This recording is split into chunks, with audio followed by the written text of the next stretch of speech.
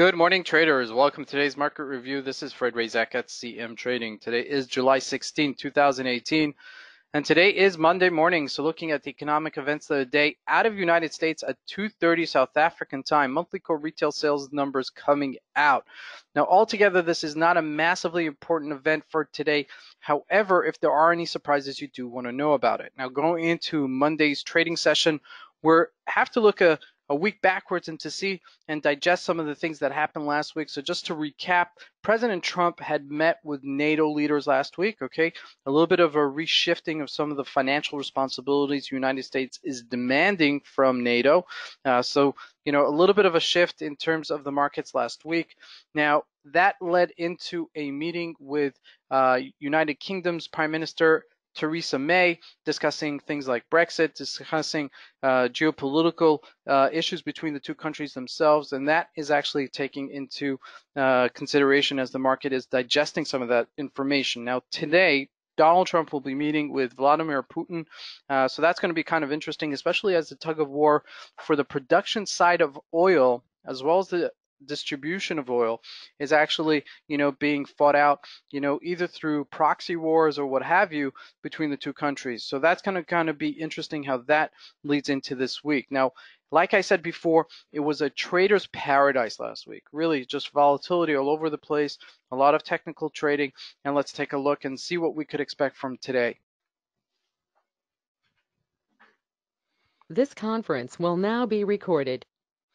So we're taking first a look at the Euro USD on a daily chart. As you can see, we're way off some of the places we've been only a half a year ago, or even 3 months ago, after this massive correction that we had from 123, 125-ish level down to 115. Now we've retaliated a little bit since then. 116.91 we're trading in right now. As you can see on a 4-hour chart, let's just take a look at that. We had a nice rally last week into the 1780-ish level. We had that target, and then we sold off sharply from there.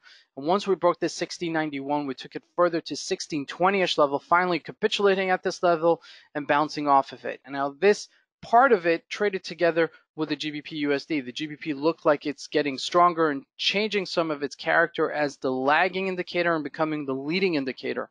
Now we're looking here at 1696-ish level, and as long as we could hold above this resistance level of 1691, we could see a further correction maybe into the 1716, 1730-ish level if we really capitulated on the high side, all right? But altogether, the markets did sell off kind of sharply last week, and mostly because of some of the geopolitical shifting between the United States and the NATO leaders. Now, jumping into the GBP USD, same story. Now, the difference is that here we're above our resistance line, whereas in the Euro USD, you're still faltering with it, okay? 132.47-ish level, but as we get into this 132.53-ish level, I do believe that we'll see some turbulence and some resistance in going up further. So keep an eye on that as that continues to trade later this week. Now, USD Swiss franc, beautiful opportunity last week, a beautiful breakout that we had right here at 99-ish level, okay?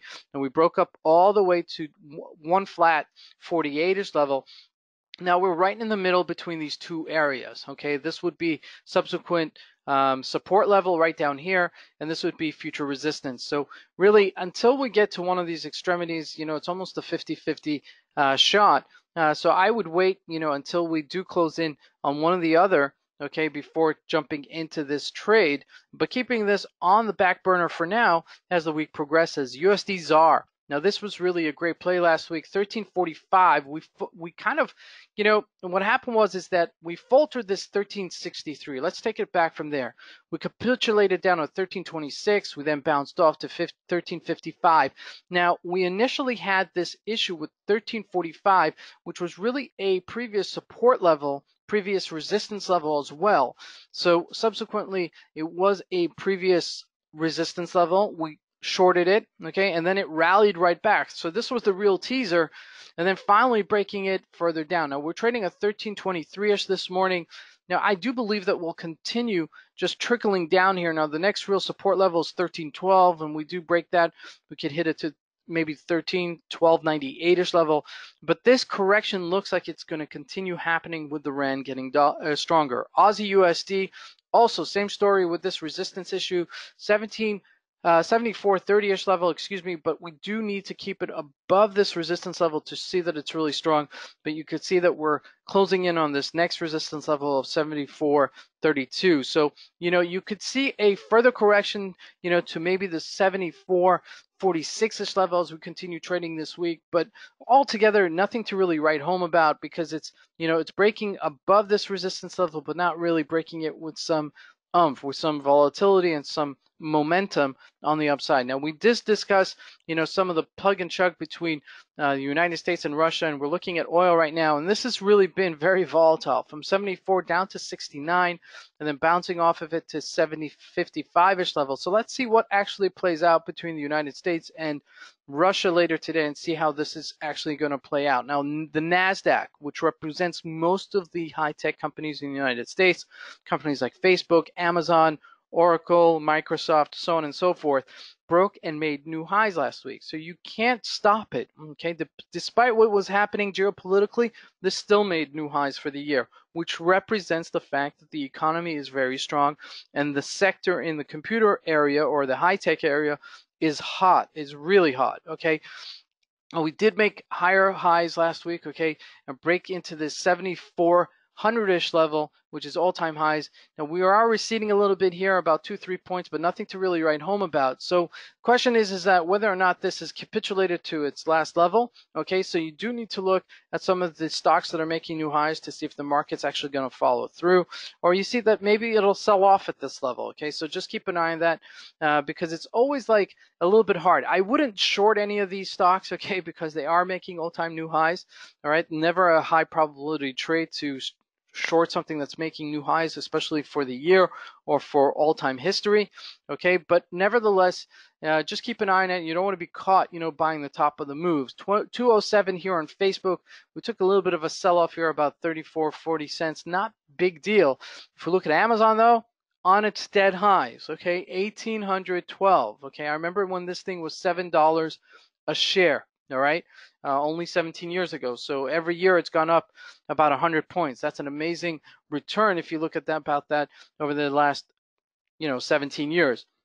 However, it's not receding, it's not breaking down, so this may pull the market higher later today. Now, looking at the Dow Jones as it's pulled the markets up, trading above 25,000 here, and we had a nice rally from 2,400 24,000-ish level, 100-ish level, up above this 25,000. Now, what's important to really note here is that we've really faltered around this area, okay, several times. We hit this 25,000, we don't break above it. We've gone up to 25,000 for 100-ish level, but still not, sustaining it above, not really keeping that momentum. So it'd be kind of interesting to see if we do keep this momentum on the upside, and maybe even if we'll get a correctional move on the downside, because this is really trading between two parameters. However, maybe going into August we'll get that sell-off. Maybe we'll continue trading a little bit higher, maybe to 25,700 level. Maybe in August, towards the beginning of September, we'll get a little bit of a sell-off. I'm not sure, but obviously it's, the bottom area of it is 24,000, okay, and the upper area of it is 25,300-ish level, okay, so keep that in mind. So we could still make that up, but it has had some hard time maintaining the 25,000 level. So if it does sell off, very characteristic of the Dow Jones. Now jumping into the JSC, we saw a nice sell-off last week, really faltering at 52,300-ish level, okay, and we're closing in on the support level right here at 49,000. 50,000 is really an important number for the JSC, so keep that in mind as we've been trading between these two ranges. But you could see something for sure is that this upper range right here is bona fide resistance, okay, and then faltering down here. So making a lower high here, this may see itself selling off further, so keep an eye on that. This is Fred Razak. I want to wish everybody a great trading day. Thank you.